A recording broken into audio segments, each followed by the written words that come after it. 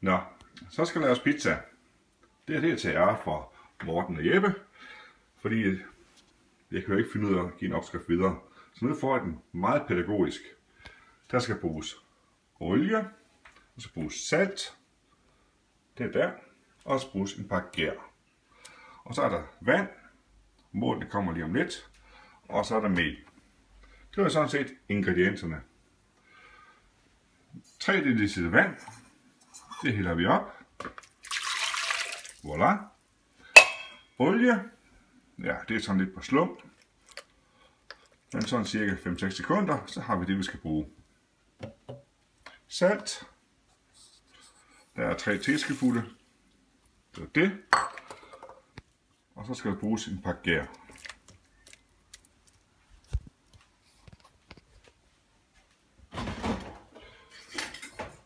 Og det tager man simpelthen bare lige og visker sammen. Og så holder vi lige en lille pause. Det der er vigtigt, det er, når man laver sådan en dej, det er i koldt vand, det er ikke med lunken vand, og gæren skal røres fuldstændig ud, og saltet skal røres fuldstændig ud. Ellers skal vi godt lige få en lille problem, når vi skal rulle dejen ud på et tidspunkt. Så skal der bruges mel, og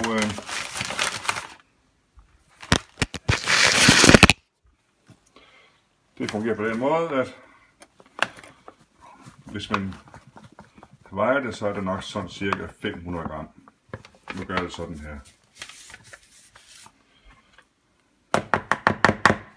Og det nemmeste, det er simpelthen at tage klør 5. Og så bare begynde at blande. Når vi kigger på dejen nu, så er den alt for klistret. Så der skal mere mel i. Nu kan jeg mærke, at der er masser af mel i overskud. Men dejen, den hænger ikke rigtig ved længere. Så det jeg sådan set gør, det er at tage den bare op. Og så hælder jeg den bare. Indtil at jeg har fået masseret alt mel ind i den. Og jeg kan sådan set godt mærke, at den er en lille smule klistret. Men det er ikke mere, end det bare lige hænger ved. Så kan man jo lige tage og hælde ekstra mel ved.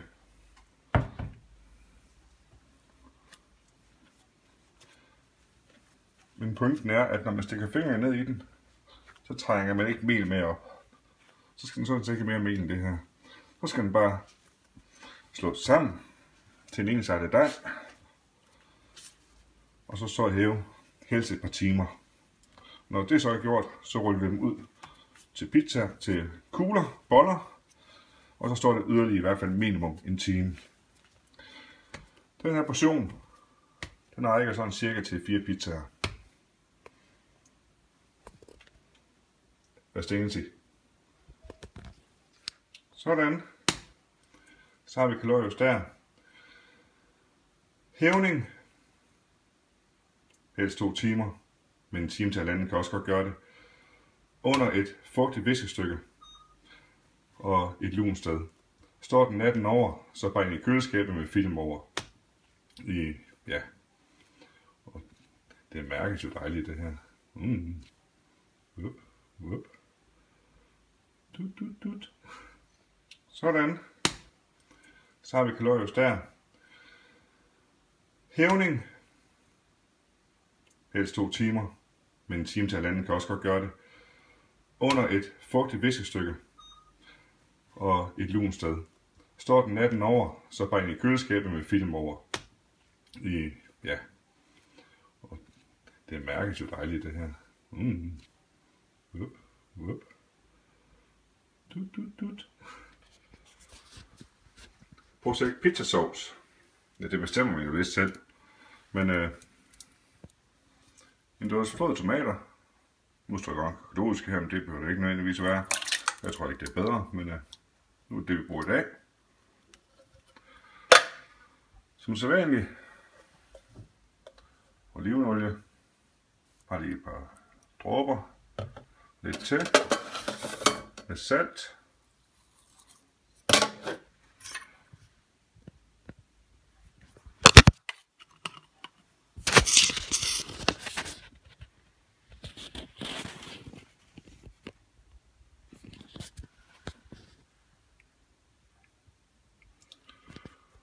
Tomatpasta. Jeg gerne lige at komme på skefulder i. Og det er bare sådan en bitte dåse der.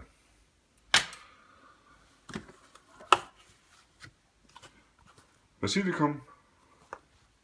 Man kan bruge, hvad man har lyst til. Men jeg synes, at basilikum og tomat hører sammen. Og oregano. En pizza uden oregano, det er ikke en pizza i min verden. Og jeg plejer faktisk også lige at putte på bagefter.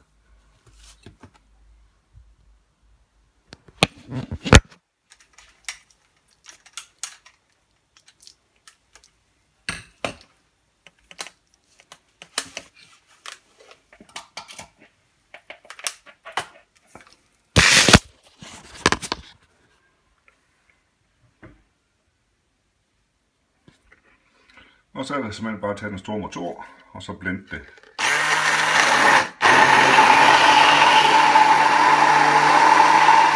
Og det er lidt nemmere at blende, når man ikke filmer.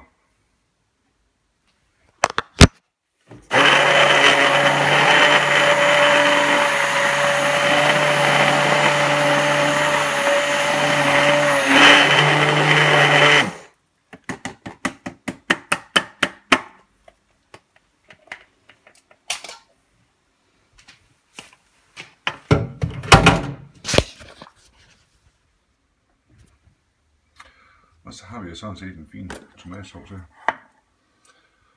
Den rækker i bund og grund også til 4 pizzaer. Skulle jeg mene.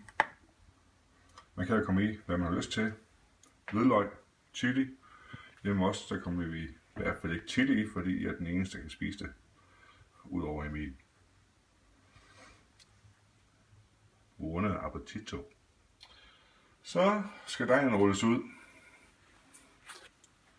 Den er præcis som den skal være. Den hænger ikke i. Det er ligesom det der pointen i det hele.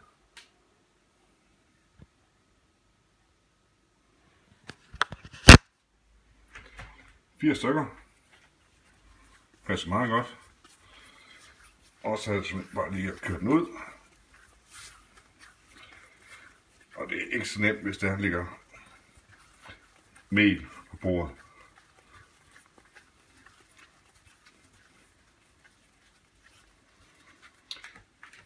Fin rød, en. Det der er vigtigt, det er, at der ikke er for stor huller bagved.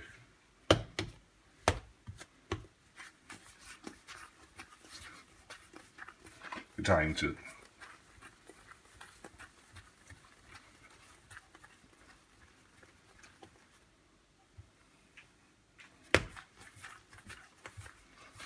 Det er bare at trykke lidt hårdt på den. Sådan.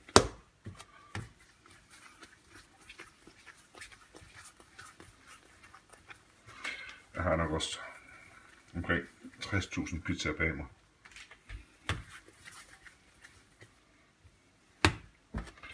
Det vil jeg kigge på, for den er der.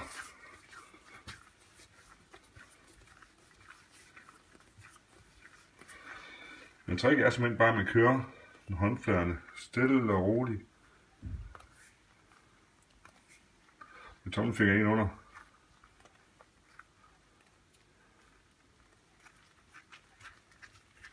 Voilà.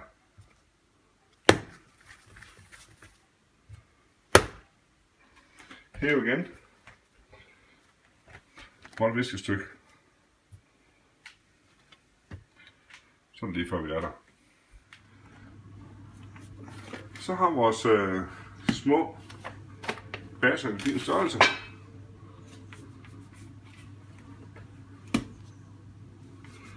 Og det drejer sig om nu. Her er forlavet en fin pizza dej. Og her skal man altså ikke spare på melen.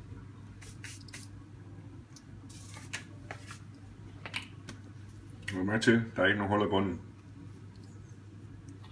Vend den godt i mel.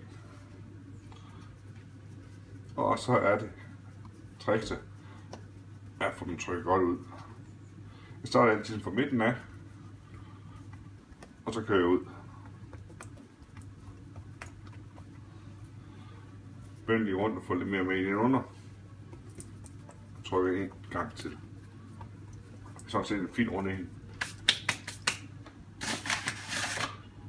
Og lige en anelse med mel på. Den nemme udgave. Jeg kunne godt rulle ud i hånden nu, hvis jeg vil det. Men det er bare at køre et par gange frem og tilbage. Vend en kvart omgang. Endnu en gang. Og endnu en gang. Og mel gør, jo mere mel man har, jo nemmere er det. Og så lige trække den lidt. Sådan der. Højre hånd. Bare lidt. Du skal ikke trække den med venstre. Kør sådan der. Og så lige vores mel af. Voilà. Så har vi en fin rund pizza.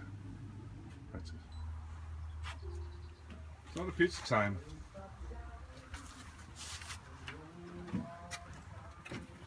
Here we go.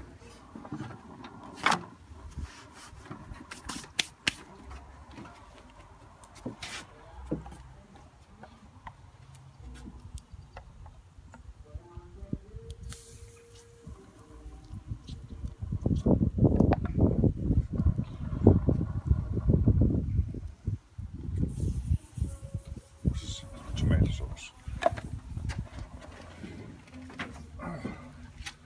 Så er der kun én procedur. Det er mozzarella. Den ligger altid i bunden, fordi så smelter den, og så lægger alle de andre ting ovenpå. Ret enkelt, ikke? Nå, så lige det. Hakker også kød. Og lidt til. Og lige rigtig på panden. Ikke fordi det behøver at være så meget.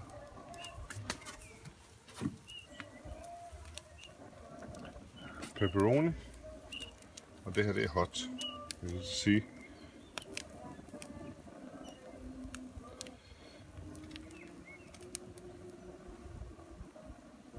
Således.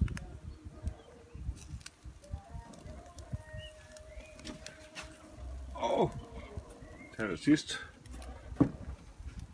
Og en pizza bacon. Og bestemmer jo selv. Det bestemmer vi. Fordi vi kan nemlig godt lide bacon hjemme også. Og så har jeg sådan en ting der hedder. Og en lille rest fra kartoffelpizzaen. En løg. Så kan man jo lige tage en friske rosmarin, der kommer ovenpå os. Således. Låg på. Om 3 minutter. Så er det pizza. Ja. Den kan vi så ikke spise. Den kan vi til i morgen.